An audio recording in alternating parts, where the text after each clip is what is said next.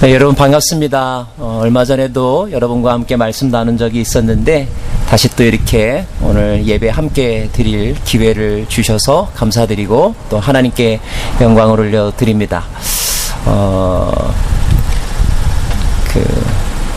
언제부터인가 우리는 이제 예배를 온라인으로 드리냐 오프라인으로 드리냐 이런 표현을 하게 되었잖아요. 지난번에 와서 예배할 때도 이렇게 교회 주차장에서 드라이브인 해서 예배하는 여러분의 모습이 큰 감동이 되었었는데 빨리 이렇게 실내에 들어가서 예배했으면 좋겠다 그런 마음이 많았거든요. 근데 몇 개월 만에 왔는데 이번에도 또 이렇게 주차장에서 예배를 하신다는 거예요. 그래서 한편으로는 좀 안타까운 마음도 있고 또 그러나 또 한편으로는 정말 여러분 대단하다. 지난주 같은 때는 너무너무 더웠는데 어떻게 예배하셨을까 이런 마음이 들었습니다. 그런데 제가 또 가만히 생각해 보니까요. 코로나 사태 때문에 모든 상황이 변하고 교회들이 예배 형식이나 또 예배 방식들에 대해서 개발하고 노력하고 또 찾아내고 하는데 우리 포틀랜드 성결교회야말로 가장 최첨단의 예배를 드리고 있다 이런 생각이 들었어요.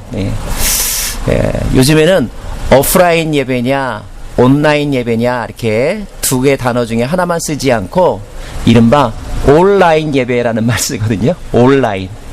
이거는 뭐냐면 오프라인도 온라인도 함께 모든 라인을 다 동원해서 우리는 예배해야 된다 이런 뜻인데요.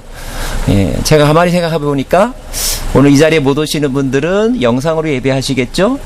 여러분은 이 자리에 오셨으니까 대면 예배를 하고 계시는 거죠? 또 오늘 또 반주를 보니까 반주 피아노는 저 실내에서 반주하죠? 이 앞에서 기타 하시죠? 그런데 공간이 다 다름에도 불구하고 같은 순간에 같은 목소리로 노래하고 그것 때문에 한 마음이 된다는 것은 제가 이거 신문기사에 내고 싶은 거 있죠. 너무너무 놀라운 예배를 여러분 드리고 계신 것 같습니다. 여러분 다시 한번 축복하고 이 귀한 시간이 하나님의 은혜로 말미암아 더욱더 은혜가 풍성한 그런 시간이 되기를 바랍니다. 저도 한번 여러분에게 부탁해 볼까요? 저를 향해서 한번 손을 한번 알아들었다는 의미로 한번 손을 흔들어 봐 주실래요? 네. 와, 네, 너무 좋습니다. 네. 한 번 더 기도하겠습니다. 하나님, 온라인과 오프라인 모든 라인을 동원하여서 저희들이 하나님을 예배하고 또 하나님의 말씀을 듣습니다. 성령님이 교통케 하시며 하나 되게 하시며 은혜 누리게 하실 줄 믿습니다. 오직 하나님과 예수님과 살아계신 성령님께 이 순간을 맡겨드립니다. 다스려 주옵소서. 예수님 이름으로 기도합니다. 아멘.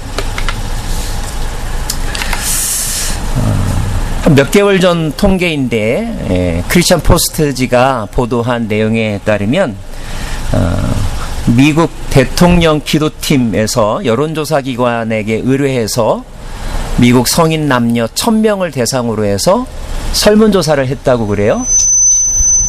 근데 그 설문조사의 내용이 무엇이냐 하면 얼마나 기도하는가 하는 문항이었다고 합니다. 여러분이 어떤 그룹에 속해 있는지 한번 스스로 체크해 보시길 바랍니다. 응답자의 45%는 미국 성인들, 응답자의 45%는 매일 한 번씩 기도한다라고 답했다고 그래요. 응답자의 65%가 일주일에 한 번 이상 기도한다고 대답했더랍니다. 중복응답이 가능했기 때문에 이렇게 비율이 이렇게 나오는 것 같습니다. 여러분은 어디에 속하는 그룹이실까요? 두 번째, 왜 기도하는가? 기도의 이유가 뭔가? 라고 물었더니 응답자의 64%가 기도는 우리가 하나님과 소통하는 중요한 방법이기 때문이다 라고 말했습니다. 응답자의 57%는 하나님과의 관계의 중심이기 때문이다 라고 대답했습니다. 55%는 힘든 상황 가운데 있을 때 그 힘든 상황을 통과하는데 큰 도움이 되기 때문에 기도한다라고 대답했다고 합니다. 또 여러분은 어디에 속하실까요? 예. 자, 하나만 더 살펴볼까요? 예.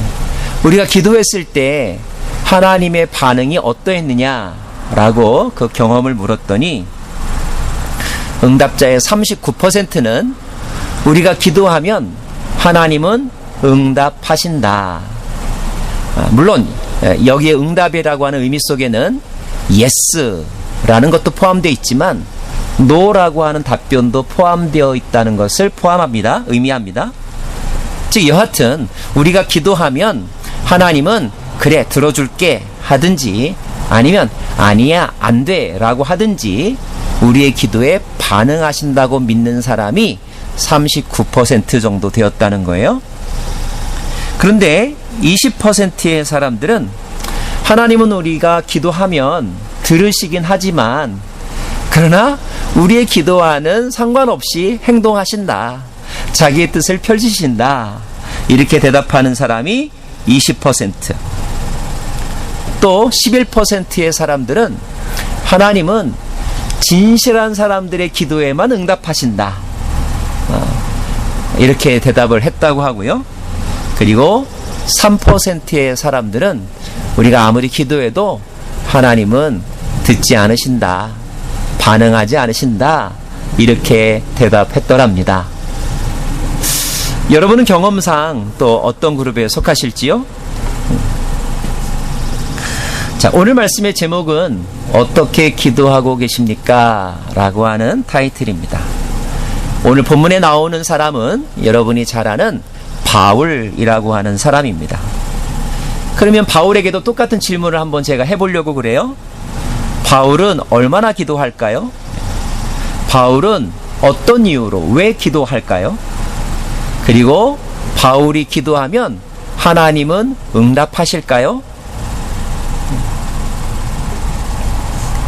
사도 바울은 워낙 유명해서 그에 대한 수식어가 참 많이 있는데 오늘 말씀과 관련하여 저는 사도 바울이야말로 기도하는 사람이다 라고 여러분에게 소개하고 싶습니다. 사울이 다메섹 도상에서 예수님을 체험했잖아요. 그렇죠? 근데 그 체험의 과정을 살펴보면 강렬한 빛에 쓰러져서 사흘 동안 아무것도 먹지도 못하고 보지도 못했다라고 기록되어 있습니다. 근데 여러분, 그 사흘 동안 먹지도 못하고 보지도 못하는 그 기간 동안 바울이 어떤 생각 또는 어떤 행동을 하고 있었는지 아십니까?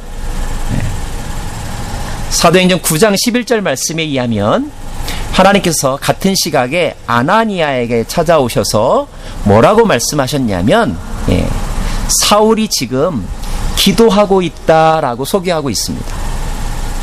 그러니까 다메섹 도상에서 그가 이해할 수 없는 뜻밖의 사건을 경험하고 먹을 수도 없고 볼 수도 없는 그런 막막한 상황이었는데 그때 사울은 뭐 했느냐 하면 기도하고 있었다는 거예요. 정말 바리새인답죠?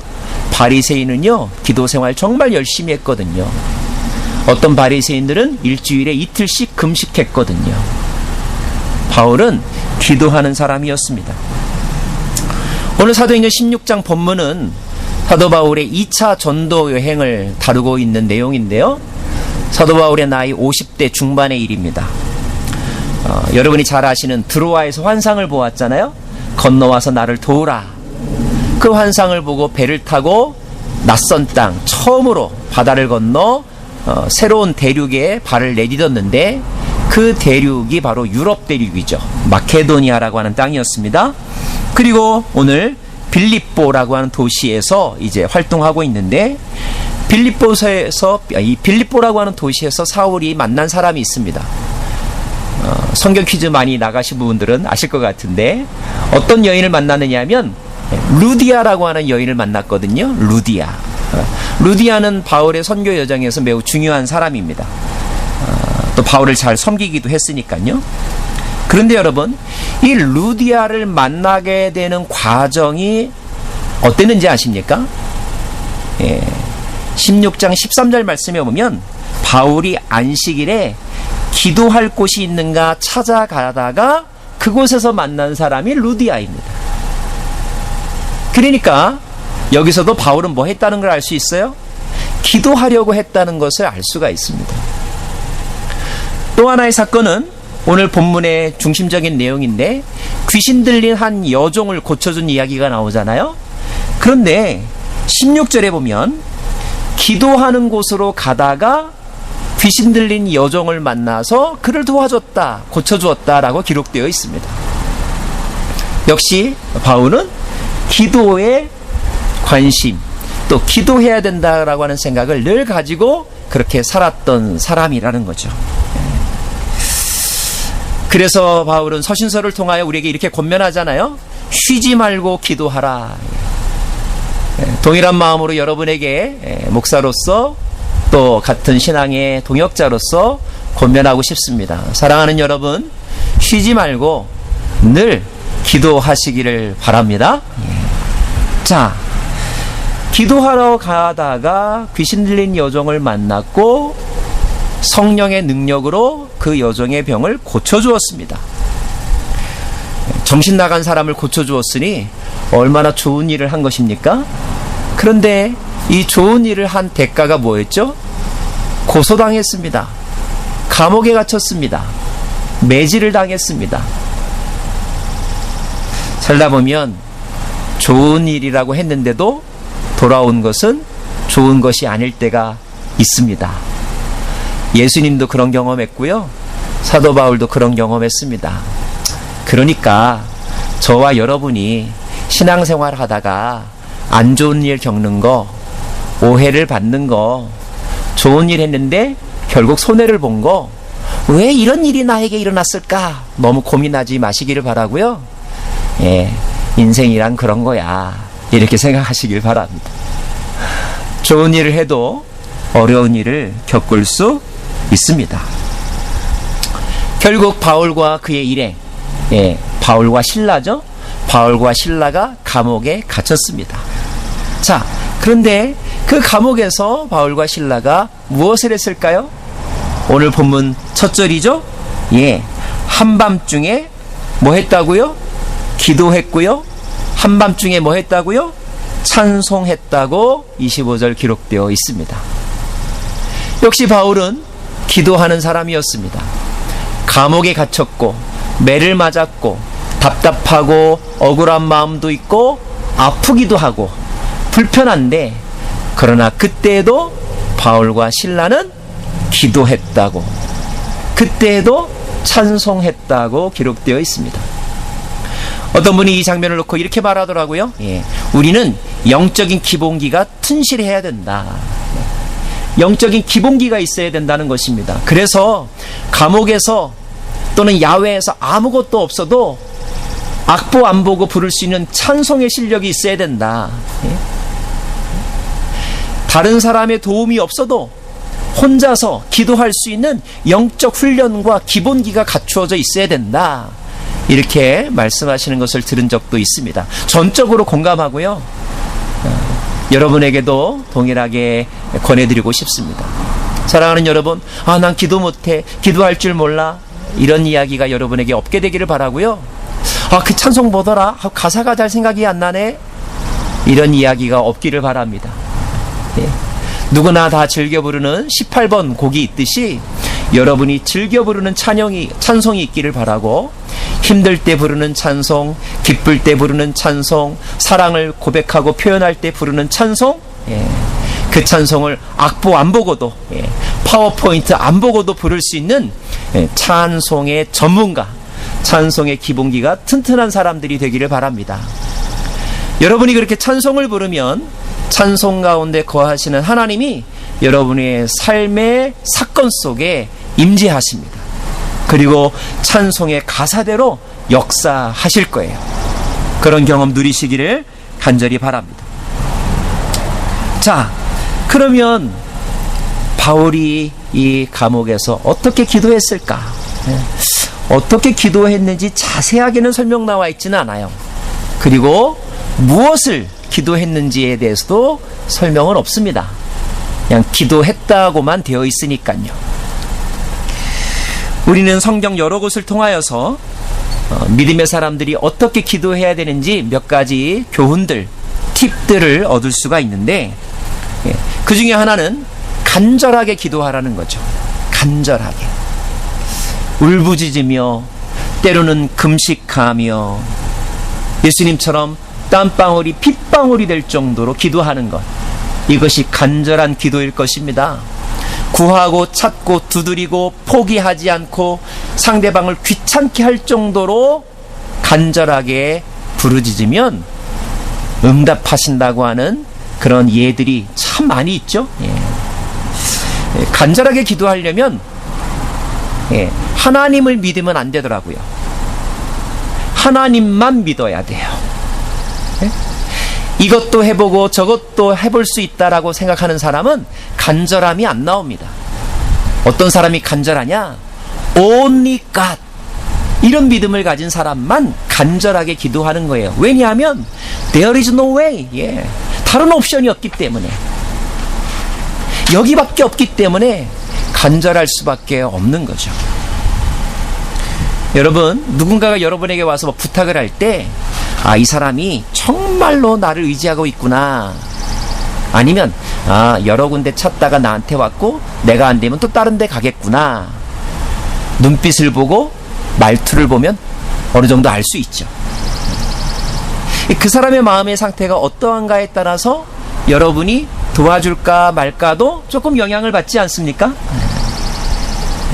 하나님은 우리가 하나님을 간절하게 찾는 것을 기뻐하십니다. 또 지속적으로 기도하셔야 돼요. 해보다가 마는 것, 포기하는 기도, 그것보다는 끊임없이 이루어질 때까지 기도하는 것. 진심으로, 진정성을 가지고 기도하는 것 중요하죠. 그냥 남들이 하는 기도면 따라서 하는 것이 아니라, 비록 투박하다 할지라도, 표현이 그렇게 화려하지는 않다 할지라도 내 마음을 쏟아놓는 기도. 한나의 기도가 그랬잖아요. 내가 원통하여 내 심정을 쏟아놓은 것뿐이니이다, 이렇게 말합니다. 마음을 쏟아놓는 기도를 할 때 진심이 전달되고 상대방이 감동받는 것처럼, 우리가 하나님 앞에 아닌 척하면서, 우아한 척하면서, 많이 배운 척하면서 기도하는 것보다는 체면도 포기하고, 어떤 때는 굳이 형식까지도 포기하고, 그저 내 마음이 이렇습니다라고 비밀 없이 frankly speaking 하는 것, 그런 기도를 하나님 기뻐하십니다. 믿음으로 드리는 기도도 중요하죠. 또 빌립보서의 말씀처럼 아무것도 염려하지 말고 감사함으로 너희 아랠 것을 주께 아뢰라. 감사함으로 드리는 기도도 매우 중요합니다. 아마 우리 포틀랜드 성결교회 여러분들은 다 이런 기도를 드리고 계시는 줄로 믿습니다. 자, 마지막 관심사는 이것입니다. 바울이 무엇을 기도했을까 하는 거예요. 무엇을 기도했을까? 오늘 이 기도의 결과를 보면 바울이 결국 감옥에서 풀려났잖아요. 그렇죠? 그러니까 게다가 오늘 말씀 보면 그 기도했다는 기록이 24절에 있고, 그 다음에 25절에 있고, 그리고 26절에 이에 갑자기 큰 지진이 났다라고 하는 표현이 있습니다. 다시 말하면 성경은 그들이 기도하고 찬양한 것과 지진이 나고 옥토가 움직인 것은 서로 상관관계가 있다는 것을 보여주는 거예요. 그렇죠? 그러므로 기도의 결과라고 볼 수가 있습니다. 기도의 결과. 자, 그러면 기도의 결과를 하나님의 응답이라고 우리가 해석한다면, 이 결과를 보면 바울이 이렇게 기도했겠구나라고 하는 것을 우리가 알 수 있겠죠? 뭐 그런 질문이 필요합니까? 당연히 감옥에 있었으니까 빨리 풀려나기를 기도했겠죠 라고 대답할 수 있겠지만 정말 그럴까요? 또는 그것이 전부일까요? 오늘 제가 여러분에게 꼭 물어보고 싶은 질문입니다. 자, 지진이 나고 옥토가 열리고 옥문도 열리고 났었을 때 그 다음에 일어난 장면을 우리가 한번 살펴볼까요? 옥문이 열리자 그 감옥 안에 바울과 실라 말고도 다른 죄수들이 여럿 있었던 것 같은데 모든 죄수들이 탈출했습니다. 아마 이런 행운이 어디 있을까 생각했을 거예요. 죄수들이 감옥을 탈출하여 자유를 찾아서 갔습니다. 그런데 오늘 말씀 잘 읽어보면 다른 죄수들은 다 탈출했는데 바울과 실라는 탈출하지 않았다는 것을 발견할 수 있습니다. 죄수들이 탈출했다는 사실에 깜짝 놀란 간수가 아이쿠 이거 나 죽었구나. 이 책임을 내가 어떻게 감당하지? 심지어 스스로 목숨을 끊으려고까지 했던 것 같아요. 그런데 바로 그 순간에 저 안쪽에서 바울과 실라가 스톱! 멈추시오. 그러지 마시오. 아직 우리가 여기 있어 라고 이야기를 하고 있지 않습니까? 바울과 실라는 탈출하지 않았던 거예요. 저는 이 장면이 매우 궁금했고 또 많은 의미를 내포하고 있다고 묵상했습니다. 여러분, 우리가 간증하는 분들의 이야기를 듣다 보면 또는 우리가 큐티 나눔하거나 또는 우리의 삶을 나눌 때 내가 너무너무 아팠는데 내가 간절하게 기도했더니 어떤 치료학이 있었는데 그 치료학을 나한테 먼저 받을 수 있도록 내가 그 혜택을 입었어. 하나님이 나에게 구원을 은혜를 베풀어 주셨어. 이런 간증 또는 이와 비슷한 간증 듣잖아요. 지진이 났었는데 다른 사람 다 죽었는데 난 그때 살아남았어. 얼마나 하나님의 은혜가 큰지. 이렇게 간증하는 분들 있잖아요. 비슷한 간증들 많이 들어보셨죠? 그리고 우리는 그런 간증을 들을 때마다 하나님 참 너무 놀랍다. 하나님이 저 사람을 너무 특별히 사랑하시는구나. 이런 마음 듭니다. 그런데 한편으로는 또 이런 생각도 들어요. 그러면 그때 죽은 사람들은 하나님의 은혜를 못 누린 저주받은 사람들인가? 라는 생각이 들지요.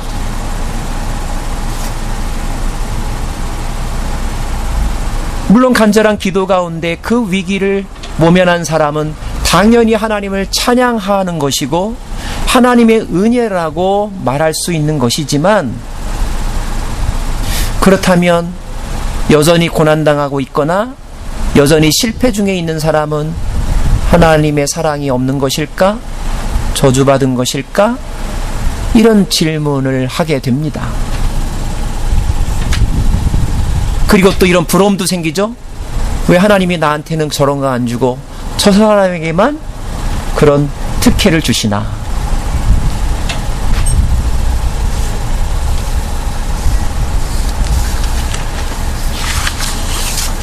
사랑하는 여러분, 분명히 사도 바울은 지진이 나고 옥토가 흔들리고 옥문이 열렸지만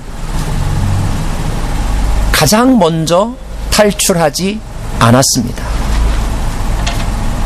아니, 나중까지도 탈출하지 않았습니다. 왜일까요? 왜 바울은 제일 먼저 나와서 사람들에게 내가 감옥에 있을 때 기도했더니 하나님이 나를 감옥에서 탈출시키셨다라고 간증하지 않았을까요? 그것은 사도 바울이 한밤중에 기도한 내용 가운데 감옥에서 빨리 나가게 해달라는 기도가 1순위가 아니었기 때문입니다.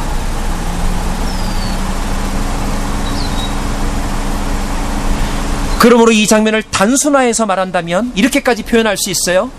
사도 바울은 기도해서 빌립보 감옥에서 탈출한 것이 아니었습니다. 사도 바울이 빌립보 감옥에서 석방된 것은 나중에 오늘 성경 본문 전체를 읽어보면 아시겠지만 로마 시민권을 내세워서 로마 법정, 로마 군대의 결정으로 풀려났습니다. 물론 거기에도 하나님이 간섭하셨죠. 하나님의 은혜입니다. 하나님의 은혜가 없다라는 뜻이 아니라 어렵고 힘든 상황 가운데 있었던 사도 바울의 1차적인 기도 제목은 빨리 이 감옥을 나가게 해달라는 것이 아니었다는 뜻입니다.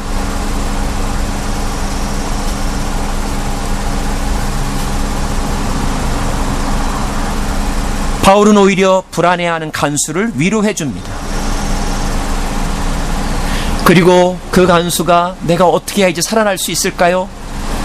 내가 어떻게 해야 구원받을 수 있을까요? 라고 지푸라기라도 짚고 싶은 심정으로 질문했을 때 그에게 한마디 말을 던져주는데 이 말은 그 간수의 마음 가운데도 큰 울림이 되었을 뿐만 아니라 이 사건 이후에 이 장면을 읽는 모든 크리스찬들의 마음에 큰 임팩트와 감동을 주어서 누구나 다 이 말씀을 외우고 있지 않습니까? 주 예수를 믿으라. 그리하면 너와 내 집이 구원을 얻으리라. 이 말씀 말입니다.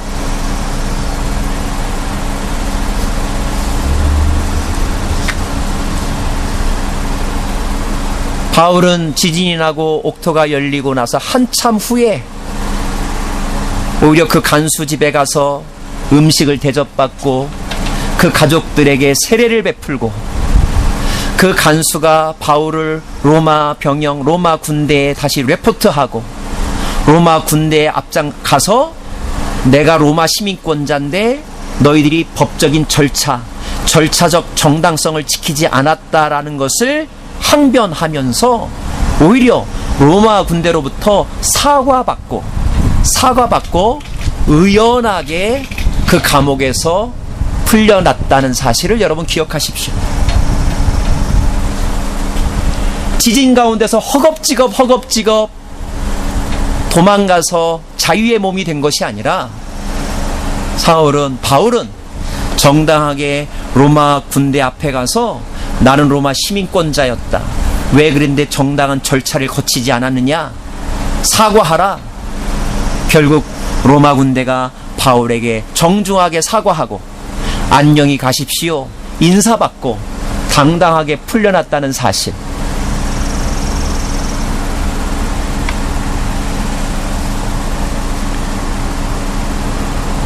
그렇다면 바울은 정말 어떤 기도를 한밤중에 드렸던 것일까요? 사도행전에는 자세한 설명이 없기 때문에 우리가 묵상할 수밖에 없지만 저는 한 가지 힌트를 에베소서 말씀을 통하여 배웁니다. 에베소서도 이른바 옥중서신이잖아요. 근데 그 옥중서신에서 사도 바울이 사람들에게 나를 위하여 기도해달라고 부탁하는 장면이 있습니다. 에베소서 6장 19절인데요. 제가 읽어드리겠습니다. 또 나를 위해 구할 것은 내게 말씀을 주사 나로 입을 열어 복음의 비밀을 담대히 알리게 하옵소서. 감옥에 있는 바울이 감옥 바깥에 있는 성도들에게 빨리 속히 풀려나게 해주세요, 기도해 주세요 라고 부탁한 것이 아니라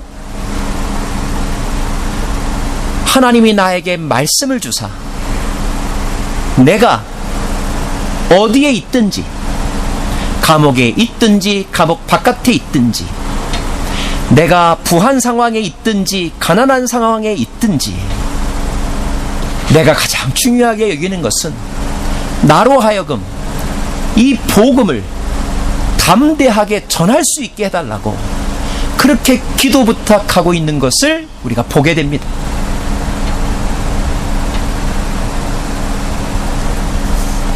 여러분, 예수님이 가장 힘들었던 순간은 아마도 십자가를 지시기 직전이었을 것 같아요.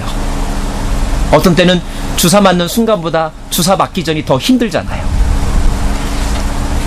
그런데 겟세마네에서 예수님이 뭐라고 기도하셨죠? 물론 이 잔을 내가 받지 않았으면 좋겠다라고 하는 기도도 했습니다. 그런 기도를 한다고 해서 그것이 틀렸다는 뜻은 아니에요. 감옥에서 풀려나가라고 기도했다고 해서 그것이 비신앙적인 것은 아닙니다. 저라도 그렇게 했을 거예요. 그러나 그것보다 더 중요하고 본질적인 기도를 빼놓지 않으시죠. 그 기도가 무엇이었습니까? 나의 원대로 마옵시고 아버지의 원대로 하옵소서라고 하는 기도를 드렸다는 것. 예수님은 우리에게 기도를 가르쳐 주실 때에 먼저 그의 나라와 의를 구하라고 가르쳐 주셨다는 것. 사도 바울도 이미 그는 내가 살아있으나 죽어있으나 죽는 것도 유익하다고 이미 고백했던 사람이었기에 사실 그에게는 감옥 안에 있느냐 감옥 밖에 있느냐는 좀 불편하냐 덜 불편하냐의 차이일 뿐 본질적인 것은 아니었고 그가 살아가야 될 이유가 되는 것도 아니었다는 거예요. 그의 삶의 이유는 하나님의 나라와 주 예수 그리스도의 이름이 널리 전파되는 것, 하나님의 영광이 드러나는 것, 이것이 단지 교리적인 표현이 아니라 그의 뼛속 깊숙한 곳에서부터 나왔던 갈망이었고 헌신이었고 가치관이었으며 믿음이었다는 뜻입니다.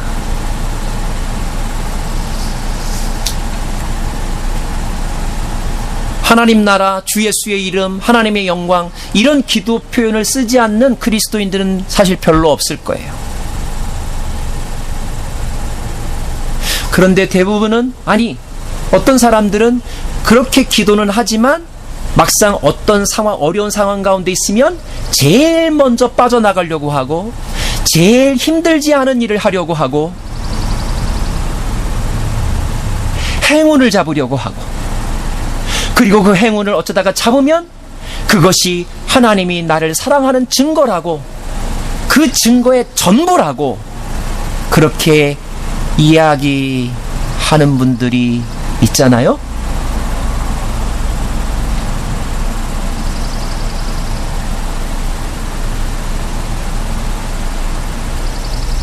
틀렸다고 말할 수는 없지만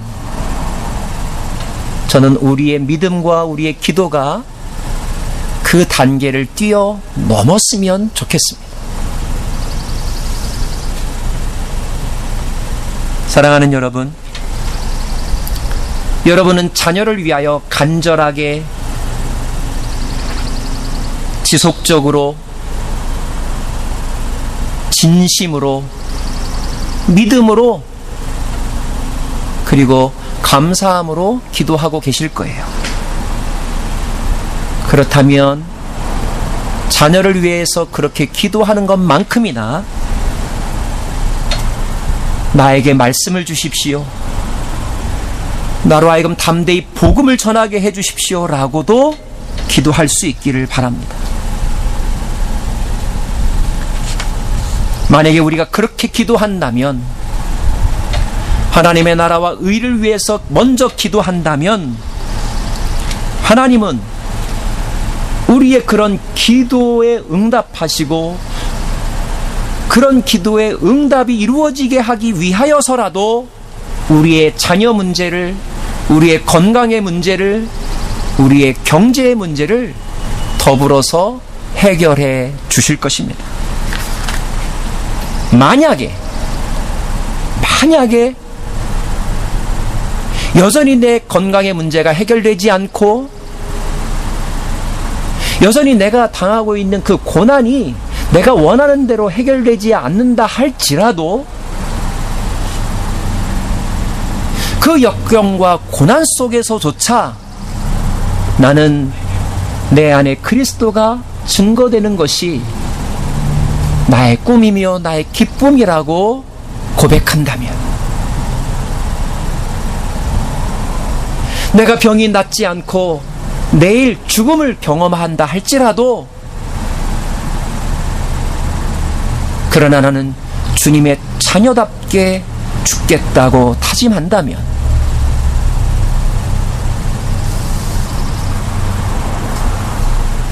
그렇게 기도하는 당신의 자녀를 하나님께서 얼마나 기뻐하실까요? 그리고 그 사람의 고백과 그가 뿜어내온 향기가 얼마나 멀리 오래오래 퍼져갈까요? 누군가의 인생을 바꾸지 않겠습니까? 그 사람이 불쌍하다고요? 아니요. 그는 살아있을 때나 죽어있을 때나 하나님 나라의 삶을 누리고 있으므로 불쌍해 볼 필요가 없는 거죠. 그는 정말로 행복한 사람이고 복이 있는 자이며 하나님과 영생을 누리고 있는 자이니 오히려 우리는 부러워해야 하지 않겠습니까?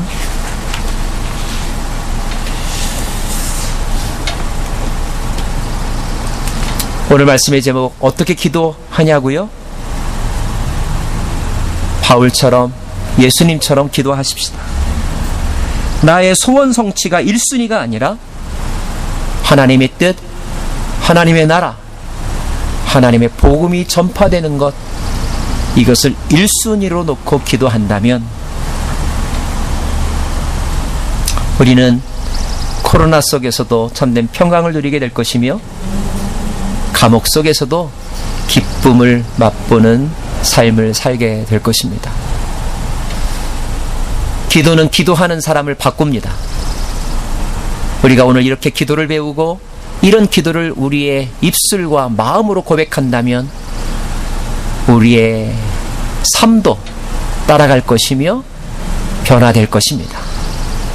그런 은혜가 여러분 모두에게 그리고 저에게도 있기를 간절히 소망합니다. 기도하겠습니다.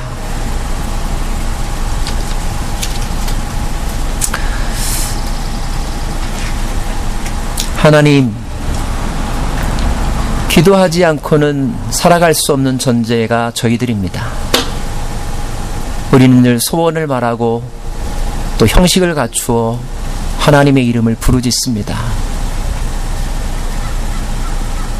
시급한 문제들이 우리 안에 있습니다. 그래서 기도의 자리로 나왔습니다. 그러나 그 시급한 기도만 하는 것으로 끝나지 말게 하여 주시고 중요한 기도를 하기 원합니다. 가장 중요한 기도, 가장 먼저 고백해야 될 기도는 오 주님, 나를 통하여 내가 겪는 이 사건을 통하여 하나님의 뜻이 드러나고 하나님의 나라가 이루어지기를 원합니다. 코로나 사태를 통하여 하나님의 뜻이 일어나기를 원합니다. 포틀랜드 열교회 성도들이 드리는 이런 예배의 지금의 이 상황을 통하여 하나님의 뜻이 드러나기를 원합니다. 오 주님, 우리를 사용하여 주옵소서. 예수님 이름으로 기도합니다. 아멘.